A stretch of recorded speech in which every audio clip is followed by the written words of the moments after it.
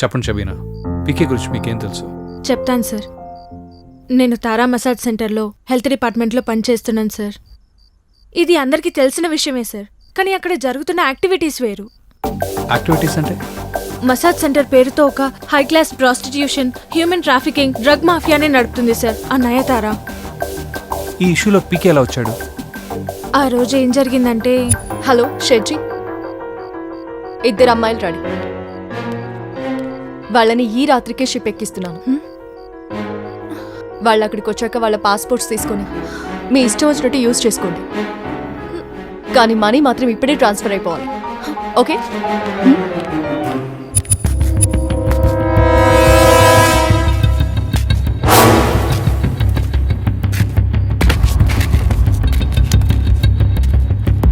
ఆ తర్వాత ఏం జరిగింది?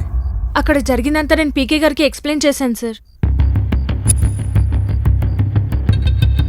ఆయన అక్కడికి వెళ్ళి అక్కడ జరుగుతున్నవన్నీ వీడియోస్ తీసి, అంతేకాక తారా దాచుకున్న పెద్ద పెద్ద వాళ్ళ రహస్య సీడీలు కూడా నాకు ఇచ్చారు సార్.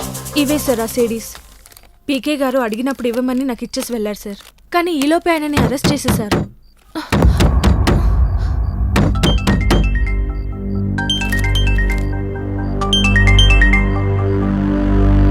హలో, నేనెవరో మీకు అనవసరం. మీరెవరు? మీరు డేంజర్లో ఉన్నారు, త్వరగా బ్యాక్ గేట్ నుంచి వెళ్ళిపోండి. Okay, come.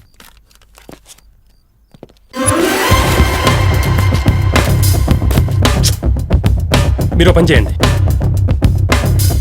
ఇమీడియట్ లెఫ్ట్ తీసుకోండి. రైట్ రైట్ తీసుకోండి. Okay, right right right right. Immediate left.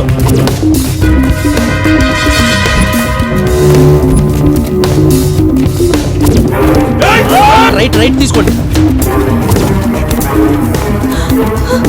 Shit.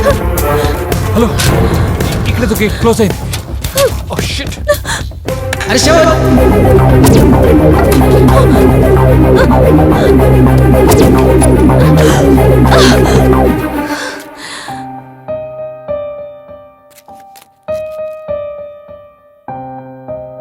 Shit. ఎలా మిస్ అయ్యారు? ఎవడో మన ప్లాన్ ని డీకోడ్ చేస్తున్నాడు. హే రాజులకు రాజో నా రాజో, సుబ్బిరాజు వాసనకి సంపంగి మొగ్గ నీకోసం. శివ సార్, సిట్టింగ్కి 2 బాటిల్స్ పంపించు.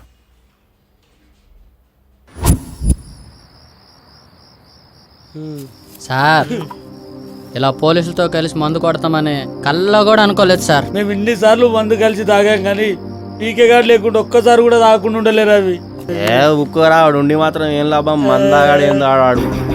ఏం మాట్లాడుతున్నారా? పీక మంది తాగడా? అవును సార్, ఆడు మంచోడాడు. ఫైట్ థమ్స్అప్ ఏదో అవుతాడు, మందాగాడు సార్ ఆడు. ఈ పీకే గాడేంట్రా? ఆడి గురించి ఇన్వెస్టిగేషన్ చేస్తున్న కొద్దీ ఆడు మంచోడనే తెలుస్తుంది. అన్ని మంచి habits.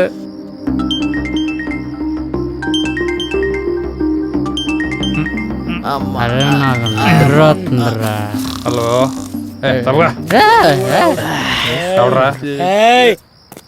Hello sir, call money స్కామ్లో నేను ఒక బాధితుణ్ణి.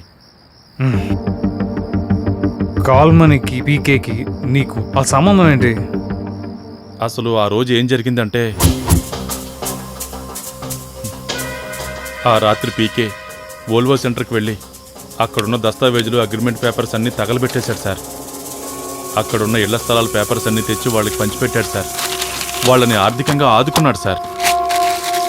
అతను చాలా మంచివాడు సార్. ఇదంతా ఎవరో కావాలని పుట్టిస్తున్న పుకార్లు సార్.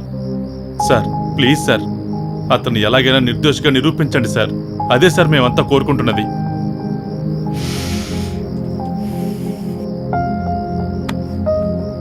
తను అందరికీ అది చెప్పాలనుకుంటున్నాడు.